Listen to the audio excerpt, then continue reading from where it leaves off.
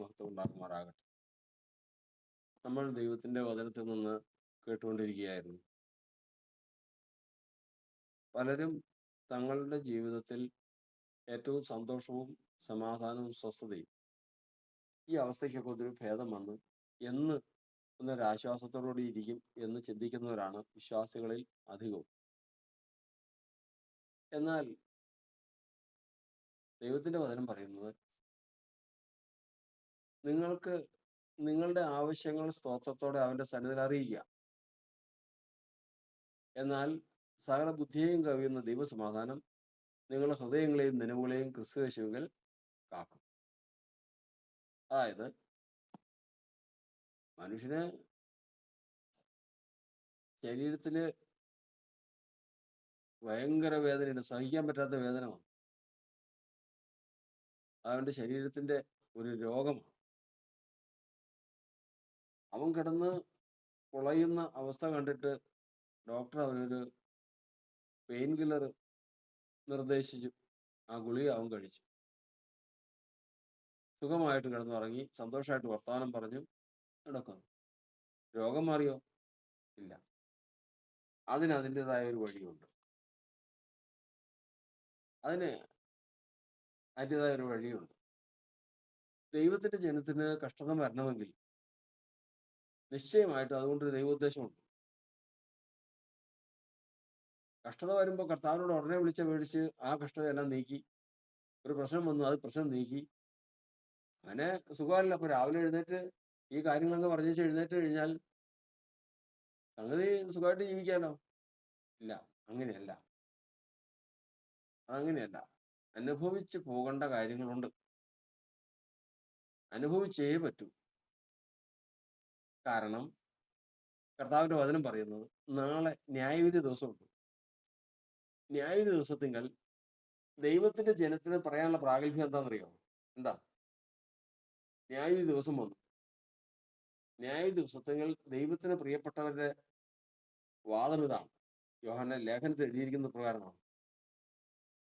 അവനായിരിക്കുന്നത് പോലെ നാമും ലോകത്തിലായിരിക്കും. യേശുവേ, നീ എങ്ങനെ ഈ ലോകത്തിലായിരുന്നോ അതുപോലെ തന്നെ ഞാനും ആയിരുന്നു. അതിന്മേൽ ന്യായവിധി പിന്നെ ഇല്ല. കാരണം കർത്താവിനോടുകൂടി അവൻ ലോകത്തെ ജയിച്ചു. ഇവിടെ ദൈവത്തിന്റെ വചനം പറയുന്നത്, ലോകത്തിൽ നമ്മൾ ആയിരിക്കുമ്പോൾ ഇപ്പൊ നമ്മൾ കേൾക്കാനിടയായി തീർന്നത് ക്രിസ്തു യേശുവിനെ പോലെ കഷ്ടങ്ങൾ അനുഭവിക്കുന്ന കാര്യങ്ങൾ ഒക്കെ നമ്മൾ കേട്ടു. മനുഷ്യന് കർത്താവ് തന്നിട്ടുള്ള ഏറ്റവും വലിയ ആയുധമാണ് മനോഭാവം. എന്ത് മനോഭാവം?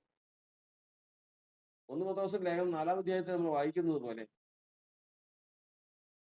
ക്രിസ്തുയേശു ജഡത്തിൽ കഷ്ടം അനുഭവിച്ചതുകൊണ്ട് ആ ഭാവം തന്നെ നിങ്ങൾ ആയുധമായി ധരിപ്പിക്കും. ഞാൻ ഏറ്റവും നല്ലൊരു കാര്യം ചെയ്യാൻ പോവാം. ഞാൻ ഒരാളെ സഹായിക്കാൻ പോവാം. അയാൾക്ക് വേണ്ടതെല്ലാം ചെയ്തു കൊടുക്കാൻ പോവാം. ഇതെല്ലാം ചെയ്തു കൊടുത്തു കഴിയുമ്പോഴത്തേക്ക് ഒരു സന്തോഷം ഉണ്ടാവും. കാരണം എല്ലാവരും ഒക്കെ ആയിട്ട് കൂടുമ്പോൾ ഒരു സന്തോഷമല്ലേ. പക്ഷെ ദൈവഭക്തൻ, അറിയാവുന്ന ഭക്തൻ ചിന്തിക്കുന്നത്, ഇത് കഴിയുമ്പോൾ ഏതെങ്കിലും തരത്തിൽ എന്നെ വേദനിപ്പിക്കാവുന്നതും എനിക്ക് ഭാരം ഉണ്ടാക്കുന്ന ഒരു വിഷയം വരും. അപ്പൊ അതിനെ നേരിടാൻ തയ്യാറായിട്ടാ വരുന്നത്.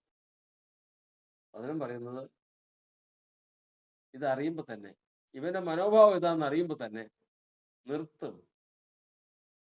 അതിന്മേലുള്ള ശത്രുവിന്റെ പ്രവർത്തനം അവിടെ നിൽക്കും. അപ്പൊ അത് മറിച്ച് ഞാൻ എന്തെങ്കിലും ഒരു കാര്യം ചെയ്യുമ്പോൾ, ഏത് കാര്യത്തിലേക്ക് ഇറങ്ങുമ്പോ ഈ കാര്യത്തിൽ എനിക്ക് എല്ലാവരുടെയും അംഗീകാരം ലഭിക്കും, എനിക്ക് സന്തോഷമുണ്ടാകും, ഒരു ആശ്വാസം ഉണ്ടാകും, എന്റെ ഭാവി, എന്റെ ജീവിതം, ഇങ്ങനെ മുതലായ കണക്കൂട്ടലുകളാണ്. ഈ കണക്കൂട്ടലുകളിൽ നമ്മൾ പ്രത്യാശ വെച്ച് കഴിയുമ്പോൾ അത് ശത്രു നോട്ട് ചെയ്യും. അവിടെ തൊടും, അവകാശം പറഞ്ഞ് തൊടും, പ്രശ്നങ്ങളാവും, ദുഃഖത്തിന്മേൽ ദുഃഖം ആയിട്ട് അവസാനം. എന്തിനാവശ്യം? കർത്താവ് പറഞ്ഞു, നന്മ ചെയ്തിട്ട് കഷ്ടം അനുഭവിക്കുന്നെങ്കിൽ ആ ദൈവത്തിന് പ്രസാദമാണ്. ഞാൻ ഏറ്റവും നന്മ ചെയ്യുന്നത്, പക്ഷെ ഞാൻ പ്രതീക്ഷിക്കുന്നത് കഷ്ടമാണ്. ആർക്ക് എന്നോട് എതിർത്ത് നിൽക്കാൻ കഴിയും? ദൈവസഭയെ ജയിക്കാൻ ആരെ കൊണ്ടാവും? ഓരോരുത്തരുടെ കഷ്ടത്തിന് ഓരോരുത്തരുടെ തിക്ത അനുഭവങ്ങൾ പറഞ്ഞു കേട്ടിട്ടുണ്ടോ? ഞാൻ എത്രമാത്രം അവരെ സഹായിച്ചതാണ്. ഞാൻ എന്തെല്ലാം കാര്യങ്ങൾ അവിടെ ചെയ്തതാണ്. ഞാൻ ഏതെല്ലാം തരത്തിൽ കഷ്ടം അനുഭവിച്ചവനാണ്. പക്ഷെ എനിക്ക് തിരിച്ചു കിട്ടിയത് എന്താ എന്ന് വിലപിക്കുന്നതാണ്. തെറ്റി ഞാൻ ചെയ്യുന്നത് മുഴുവനും ദൈവത്തിനാണ് ചെയ്തത്.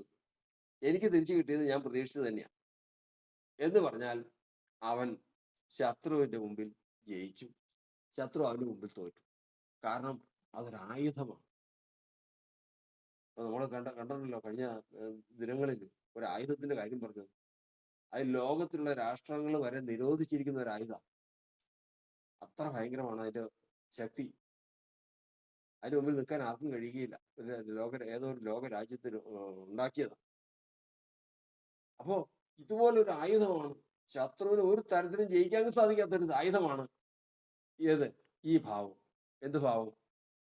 ചെയ്യാൻ പോകുന്നത് ഏറ്റവും നല്ല കാര്യവും പ്രതീക്ഷിക്കുന്നത് ഏറ്റവും ദോഷവും, തനിക്കെതിരെ ഉണ്ടാകുന്ന ദോഷവുമാണ് പ്രതീക്ഷിക്കുന്നത്.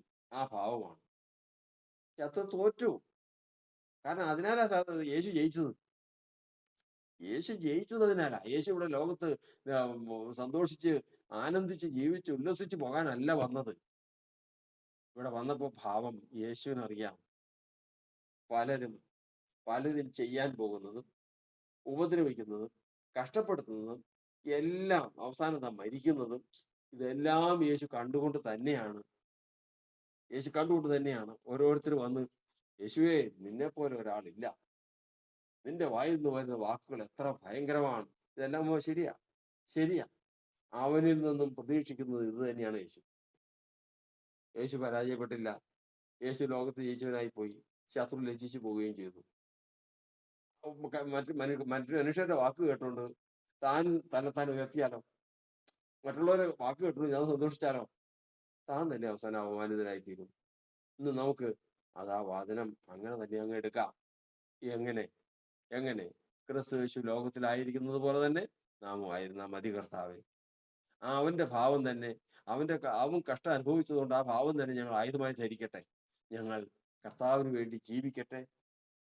ലോകത്തിൽ നിന്ന് കർത്താവ് അനുഭവിച്ചത് പ്രതീക്ഷിക്കട്ടെ. അങ്ങനെ ശത്രു ഞങ്ങളുടെ മുമ്പിൽ തോറ്റുപോകാനും ശത്രുവിന്റെ മേൽ ഞങ്ങൾ ജയം പ്രാപിപ്പാൻ തക്കവണ്ണം ഞങ്ങളെ സഹായിക്കണം. ആ ഭാവം ഞങ്ങൾക്ക് തരണം. മുട്ടുകളെ മടക്കാൻ പ്രാർത്ഥിക്കാം. പരിശുദ്ധനായ ദൈവമേ,